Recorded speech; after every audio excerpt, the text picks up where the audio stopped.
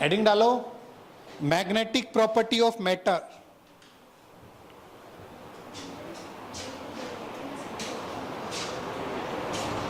Magnetic properties of matter, या ठीक है आपने जो भी लिखा है लिखो। लिखो, matter is made of atoms, matter is made of atoms and atoms are made of nuclei and electrons, and atoms are made of nuclei and electrons। ये बात तो सबको पता है, पूरी दुनिया को पता है ना कि जो एटम है उसके अंदर क्या है, न्यूक्लियस और इलेक्ट्रॉन है। क्या है, न्यूक्लियस और इलेक्ट्रॉन है। अब दूसरी बात सोचो, देखो आपको मैं एक चीज बताता हूं, दो तरीके के मोशन होते हैं जिनसे मैग्नेटिक मोमेंट डेवलप हो सकता है। पहला क्या होता है, ऑर्बिटल मोशन। जैसे मान लो इलेक्ट्रॉन है, वो ऑर्बिट में घूम रहा है, तो वो उसका क्या होगा, ऑर्बिटल मोशन।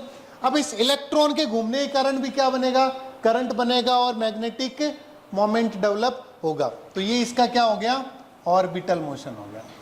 क्या हो गया, ऑर्बिटल मोशन। और दूसरा क्या होता है, स्पिन मोशन। क्या होता है, स्पिन मोशन।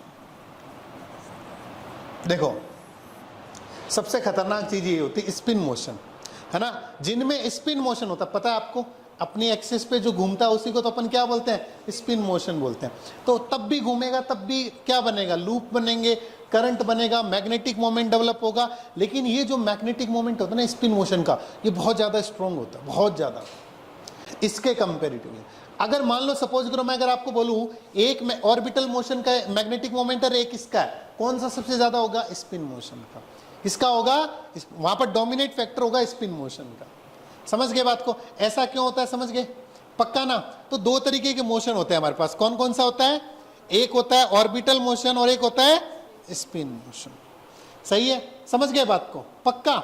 चलो इसी से हम क्या करेंगे, मैग्नेटिक सब्सटेंस को डिवाइड करना सीखेंगे इन स्पिन मोशन के कारण ही।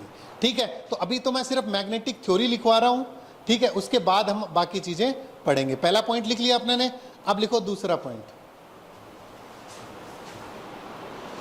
दूसरा पॉइंट लिखो, the electron in an atom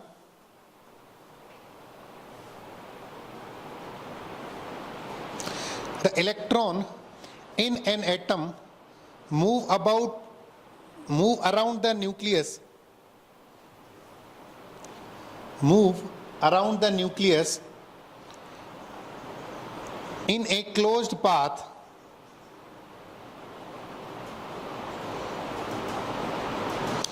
and hence constitute electric current loops, and hence constitute electric current loops। देखो, a magnetic moment is develop due to, हाँ इसी में ए मैग्नेटिक, इसी में लिखना, a magnetic moment is develop due to orbital motion of electron. Magnetic moment due to its orbital motion, है ना। Beside this each electron has, इसी में लिख लो, beside this each electron has a permanent angular momentum, beside this each electron has a permanent angular momentum which is present even if it is at rest, which is present even if it is at rest। अगर electron rest पे भी होगा ना, वैसे तो rest पे होता नहीं है, पर हो तब भी क्या होगा, उसके अंदर spin motion, sorry angular momentum रहेगा, which is present even if it is at rest. लिखो, this permanent angular momentum is called the spin angular momentum of the electron.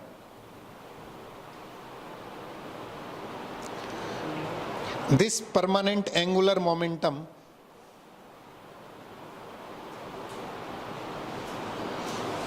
is called the spin angular momentum. This permanent angular momentum is called the spin angular momentum of the electron. is called the spin angular momentum of the electron corresponding to its spin. Each electron have a permanent magnetic moment. लिखो अगला point, the nucleus may have a magnetic moment but it is about several thousand times smaller than the magnetic moment of an electron. लिखो, the magnetic moment of the electrons of an atom have a tendency to cancel in pairs. Thus the magnetic moment of the two electrons of a helium atom cancel each other. अगला point है, in a number of atoms and ions the resultant magnetic moment is zero, but in some cases the magnetic moment of an atom is not zero. Such an atom may be represented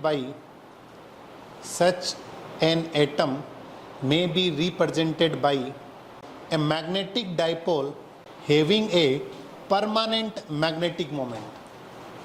लिखो अगला point, in general the magnetic moments of these atoms are randomly oriented and there is no net magnetic moment in any volume of the material that contains more than several thousand atoms. Adding डालो, intensity of magnetization. देखो यार, intensity of magnetization क्या होता है? अच्छा, वो सारे point तो आपको समझ में आ गए, सही है ना, कि भाई स्पिन मोशन और क्या, पहले भी मैं वो सारी चीज़ पढ़ा चुका हूँ आपको. स्पिन मोशन और ऑर्बिटल मोशन के कारण मैग्नेटिक मोमेंट डेवलप होता है. जब तक एक्सटर्नल मैग्नेटिक फील्ड नहीं होगा वो सारे रेंडमली डिस्ट्रीब्यूट होते रहे, एक दूसरे को क्या कर देते हैं, कैंसिल. लेकिन कुछ में वो हो सकता है परमानेंट भी हो, तो उसका क्या है, मैग्नेटिक मोमेंट के रूप में वो मैग्नेट की तरह बिहेव करने लग जाएगा. फिर अगर किसी में मैग्नेटिक मोमेंट हुआ तो वो किसकी तरह बिहेव करने लग जाएगा, मैग्नेट की तरह.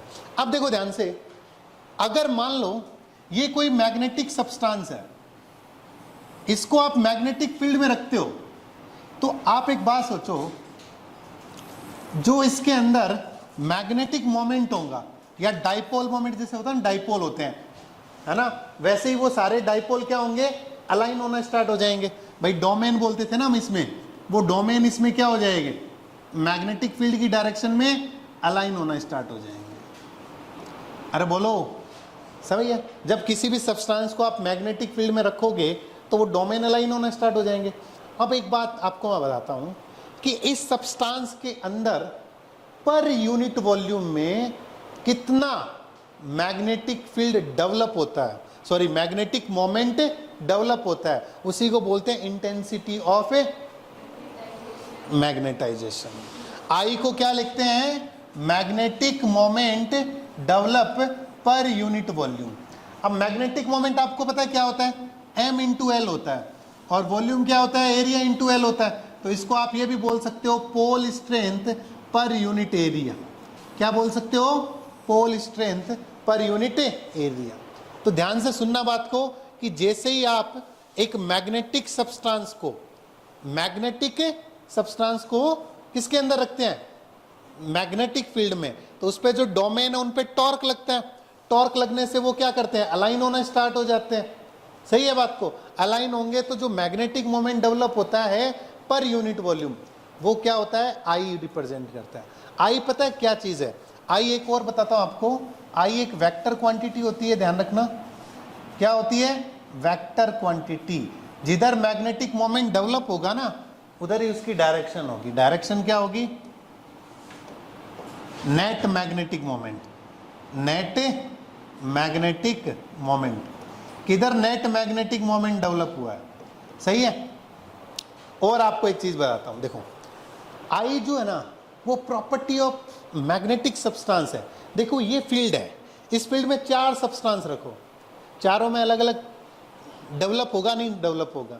इसका मतलब क्या है कि हर एक सब्सटेंस के अंदर एक ऐसी प्रॉपर्टी होती है जो अपने आप को मैग्नेटाइज कर लेता है. एक डिग्री तक मैग्नेटिक फील्ड में, उसी को अपन क्या बोलते हैं, आई बोलते हैं। आई क्या है, property of magnetic substance, property of a magnetic substance. अरे नहीं आया, प्रॉपर्टी ऑफ मैग्नेटिक सब्सटेंस, समझ गए। अब आप इसको लिखो, मैं लिखवाता हूँ, पहले लिखवाऊंगा, इसमें भी थ्योरी है भाई, उसके बाद ये लिखना है। लिखो, when a material is kept in A, when A material is kept in an when a material is kept in an external magnetic field, in an external magnetic field, torque act on the atomic dipoles, bracket में लिख लेना, atomic dipole को क्या बोलते हैं, domain, and these torques try to align them parallel to the field, मतलब उन domain को पैरेलल अलाइन करने के लिए वो मतलब टॉर्क लगाता है। The alignment is only partial because the thermal motion of the atoms frequently changes the orientation of the atoms, the thermal motion of the atoms frequently changes the orientation of the atoms and hence try to randomize the magnetic moment. The degree of alignment increases, गई भैंस पानी में, अब तो खुश हो। The degree of alignment increases if the strength of the applied field is increases and also if the temperature is decreases. The magnetic moment developed per unit volume is called intensity of magnetization. अब अपन बात करते हैं, लिखो intensity of magnetizing field या magnetising field intensity, कुछ भी लिख सकते हो। इंटेंसिटी ऑफ मैग्नेटाइजिंग फील्ड, वो इंटेंसिटी ऑफ मैग्नेटाइजेशन था, अब ये मैग्नेटाइजिंग फील्ड की इंटेंसिटी है। इसका ब्रैकेट में नाम लिख लेना, मैग्नेटिक फील्ड इंटेंसिटी भी बोलते हैं इसको, magnetising field intensity, intensity of magnetising field और मैग्नेटिक फील्ड इंटेंसिटी। आपको ना इसके सिंबल से याद रखा करो, इनके नाम बहुत है, हर किताब में अलग अलग नाम होते हैं। इसका सिंबल होता है एच। देखो मैं आपको एक सिंपल सी बात बताता हूँ, किसी भी सब्सटेंस के अंदर जो मैग्नेटिक फील्ड डेवलप होता है ना, किसी भी सब्सटेंस के अंदर जो मैग्नेटिक फील्ड डेवलप होगा वो दो चीजों के कारण डेवलप होगा, एक तो वो खुद की प्रॉपर्टी के कारण होगा और एक उस फील्ड की प्रॉपर्टी के कारण। जैसे मान लो इसी सब्सटेंस को तीन अलग अलग फील्ड में रखूं तो इसमें अलग अलग मैग्नेटिक मोमेंट डेवलप होगा। यानी इसके अंदर जो फील्ड डेवलप हुआ ना, एक्चुअली में जो इसके अंदर बी डेवलप हुआ है वो एक्चुअली इसके खुद के कारण नहीं है, फील्ड के कारण भी है। तो वो जो बी है ना उसको ऐसे लिखा जाता है, म्यू नॉट लिखा जाता है, mu not I plus H, I plus H. आई तो खुद के कारण कितना डेवलप हुआ है, एच उस फील्ड के कारण। इस तरीके से नेट बी लिखा जाता है।